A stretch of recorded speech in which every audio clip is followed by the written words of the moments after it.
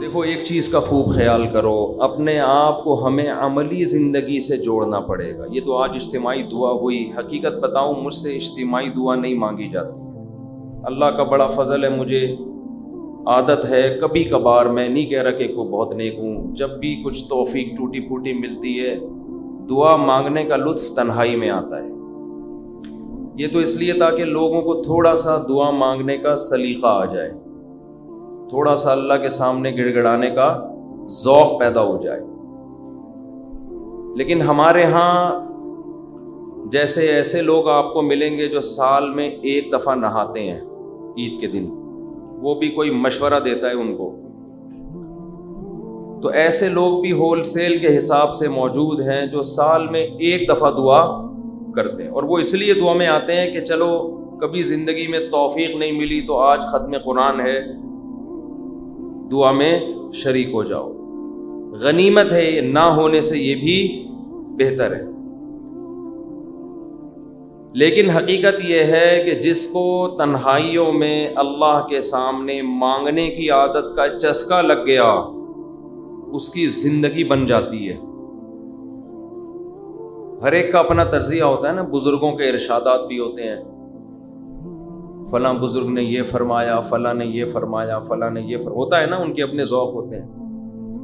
میں بزرگ تو نہیں ہوں لیکن آج کل فرما بہت کچھ رہا ہوں، تو اگر آپ کہہ سکتے ہیں جی میں نے یہ فرمایا، فرمانے پر گورنمنٹ کی طرف سے کوئی پابندی نہیں ہے، اور تجربے انسان شیئر کر سکتا ہے، اس پہ بھی کوئی پابندی نہیں ہے۔ یہ میں اس لیے کہہ رہا ہوں کہ یہ نہ سمجھے کہ مفتی صاحب بہت بڑے آج کل بزرگ بنے ہوئے ہیں اور آج کل فرمانا بھی شروع کر دیے انہوں نے۔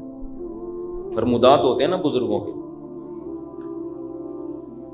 ایک بات خوب اچھی طرح سمجھ لیں کہ دعا سے زیادہ مشکل عبادت میرے علم میں کوئی نہیں ہے۔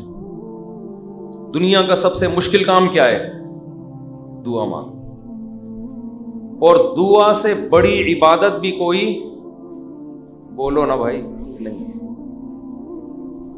مشکل بھی اور سب سے بڑی کا مطلب کیا ہے؟ اللہ کا قرب، اللہ سے تعلق، اللہ سے محبت، اللہ اور بندے کا لنک جتنا دعا کے ذریعے بنتا ہے، میرا اپنا تجربہ یہ ہے کہ اتنا کسی اور عبادت سے نہیں، حتیٰ کہ روزے، زکوٰۃ، نماز سے بھی نہیں بنتا۔ میرا تجربہ ہے، غلط بھی ہو سکتا ہے۔ ابھی میں نے ارشاد فرمانا بولا تھا نا، ارشاد فرمایا پر تو آپ تھکے ہوئے بھی ہیں، تھوڑا سا چٹکلے بھی سنا دیتا ہوں۔ فرمایا پہ بہت دفعہ ایک لطیفہ سنا چکا ہوں، نئے لوگ آ جاتے ہیں۔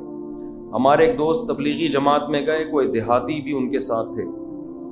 جب انہوں نے بیان شروع کیا کسی گاؤں میں، تو بیان میں کہنے لگے، فرمایا جو آدمی نماز نہیں پڑھتا وہ ایسے ہے جیسے زنا کرنے والا، فرمایا جو آدمی نماز نہیں پڑھتا وہ ایسے جیسے قتل کرنے والا، فرمایا ایسے، فرمایا کیا کہہ کے حدیثیں آ رہی ہیں۔ یہ صاحب کہتے ہیں میں نے سوچا کہ یار یہ حدیثیں آج میں پہلی مرتبہ سن رہا ہوں، فرمایا ہم نے تو کبھی نہیں سنا کہ نبی نے ایسے فرمایا۔ کہہ رہے میں نے بیان کے بعد اس کو پکڑ لیا کہ یار آج تو نے اتنا کچھ کہا کہ فرمایا، ہم جب کہتے ہیں فرمایا تو مراد نبی نے فرمایا نا، تو یار یہ جو اتنی ساری حدیثیں تو سنا رہا ہے کہ جو نماز نہیں پڑھتا ایسے جیسے قتل کیا، جو نماز نہیں پڑھتا ایسے جیسے زنا کیا، تو کس نے یہ فرمایا؟ کہہ رہے ہم نے فرمایا۔ کیا کہہ رہے؟ ہم نے فرمایا۔ ہم نے کہا بے بھائی یہ تیرے فرمودات کے لیے لوگ یہاں نہیں بیٹھ، کچھ بھی فرما دے تو۔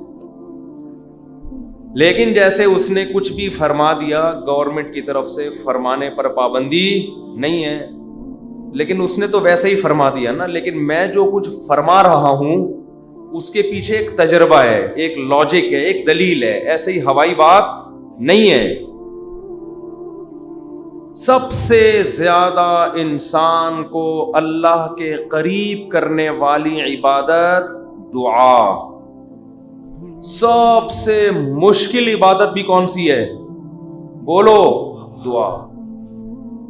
آپ کہیں گے یار یہ کہاں سے مشکل ہو، روزہ کتنا مشکل ہے، صبح سحری میں اٹھو، سارا دن جو ہے وہ نہ کھاؤ نہ پیو، بہت سے لوگ کہتے ہیں روزے میں اللہ صرف ایک گھونٹ چائے کی اجازت دے دیتا نا. صبح جب سحری کے بعد فجر پڑھ کے 1 گھنٹہ سو کے جب اٹھتے ہیں تو ایسا لگتا ہے جیسے قبر سے کسی مردے کو اکھاڑا جا رہا ہے. عجیب سی حالت ہوتی ہے نا اس وقت. اسی طرح آفس میں پہنچ جاتے ہیں. پھر اگر ایک آدھ گھونٹ چائے پینے کی اجازت ہوتی کیسے فریش ہو جاتے ہیں, لیکن اللہ نے اجازت نہیں دی. تو آپ کہہ سکتے ہیں اتنی مشکل عبادت روزہ, مفتی صاحب کہہ رہے ہیں نہیں, دعا مانگنا اس سے بھی زیادہ مشکل. نماز کتنی مشکل عبادت, لیکن مولانا صاحب کہہ رہے ہیں یہ فرمایا بھی وہی فرمایا ہے جو اس نے فرمایا تھا. یہ کیا ہو رہا ہے بھائی اس کو؟ دنیا میں سب سے مشکل بات پتہ ہے کیا ہے؟ الفلاحیہ کا اسپیکر ٹھیک ہو جائے.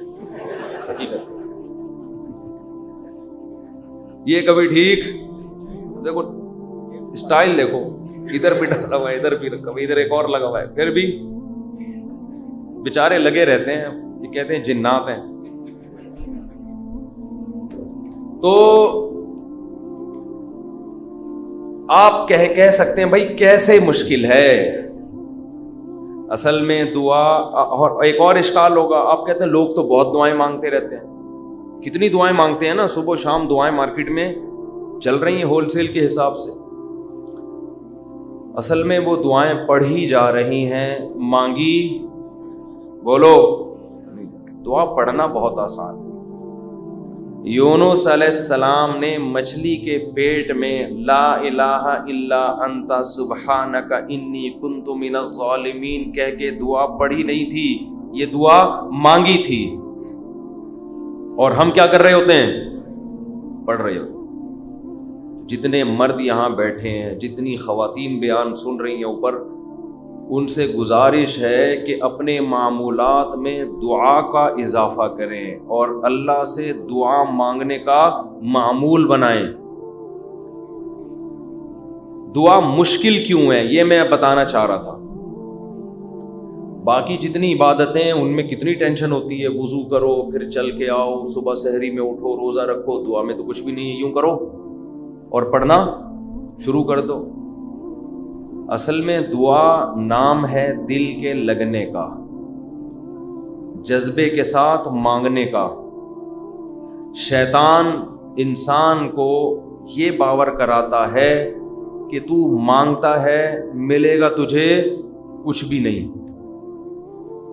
اس لیے مانگتا ہے ہی نہیں, پڑھتا ہے.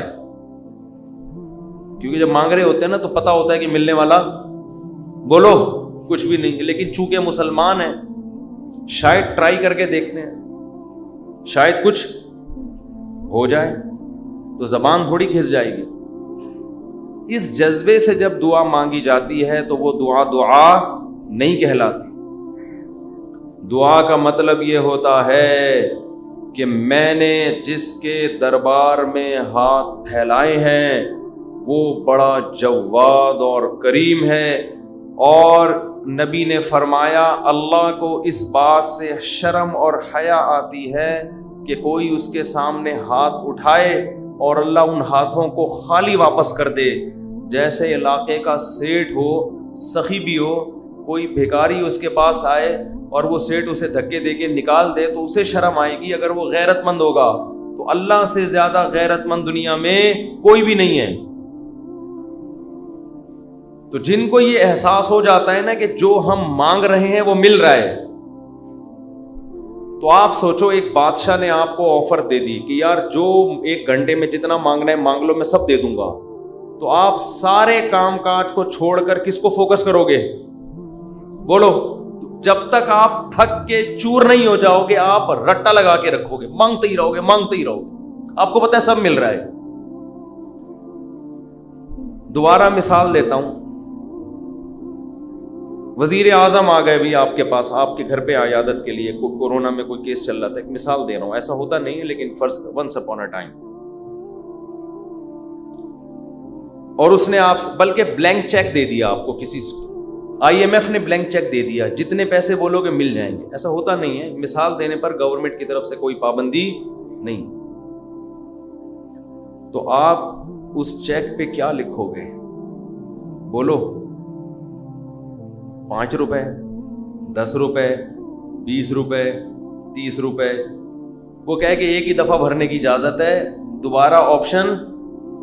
आप पता है क्या करोगे, जो उसमें हिंसे जहाँ लिखे जाते हैं ना, 9 से शुरू करोगे, वो भी छोटा सा 9 लिखोगे, ताकि जितने 9 इसमें घुसेड़े जा सकते हैं मैं घुसेड़ दूं।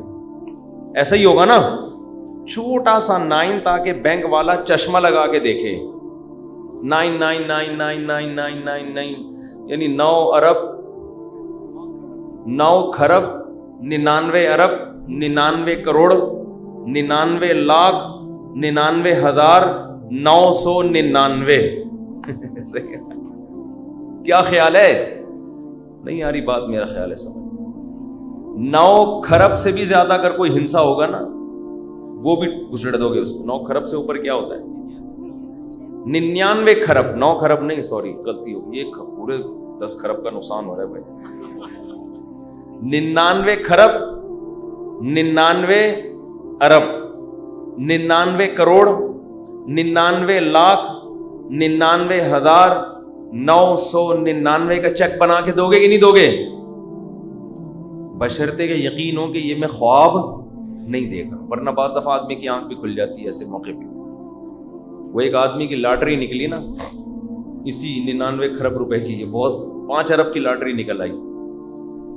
तो जिन्होंने जो कंपनी थी, जो भी लॉटरी जिन्होंने दी, उन्होंने कहा कि यार किसी माहिर नफ्सियात को भेजना चाहिए जो इसको बताए कि तुम्हारी 5 अरब रुपए की लॉटरी निकली है, क्योंकि एकदम से बता दिया तो खुशी से मर भी सकता है ये।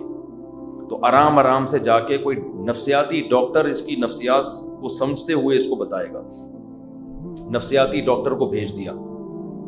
नफ्सियाती डॉक्टर ने जाके ना उसको पहले समझाया कि देख, फर्ज कर ले तेरी 1 लाख की लॉटरी निकल आए तो क्या होगा?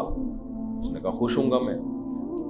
1 लाख पे उसने कहा चलो नहीं मरेगा, ठीक है ना, अब लाख से थोड़ा सा ऊपर हो। अच्छा फर्ज कर 20 लाख की लॉटरी निकले। उसने कहा ये करूंगा, दुकानें बनाऊंगा, ये करूंगा, एक प्लॉट खरीद लूंगा। अच्छा ऐसे 20 लाख से ऊपर आया, 1 करोड़ तक पहुंचा, 1.5 करोड़ तक, 2 करोड़ तक, 3 करोड़ तक। 3 करोड़ में क्या करेगा जी, इतनी दुकानें ले लूंगा, बहरिया टाउन में घर ले लूंगा, वगैरह वगैरह। होते होते 5 करोड़, जो असल थी ना 5 करोड़ तक आ गया। अच्छा ये बता 5 करोड़ की लॉटरी निकली तो क्या करेगा? उसने कहा आधी तुझे दे दूंगा। ये सुनना था, माहिर नफ्सियात का इंतकाल हो गया। माहिर नफ्सियात का इंतकाल हो गया। वो बेचारा बर्दाश्त नहीं कर सका ये खुशी। तो ये तो मैं एक मिसाल दे रहा हूं। 99 खरब 99 अरब 99 करोड़ 99 लाख 99,999 इशारिया भी लगा देगा आगे 99999। लेकिन चूंकि ऐसा होता नहीं है, IMF कभी किसी को ऐसे ब्लैंक चेक इस तरह से नहीं देता नहीं है।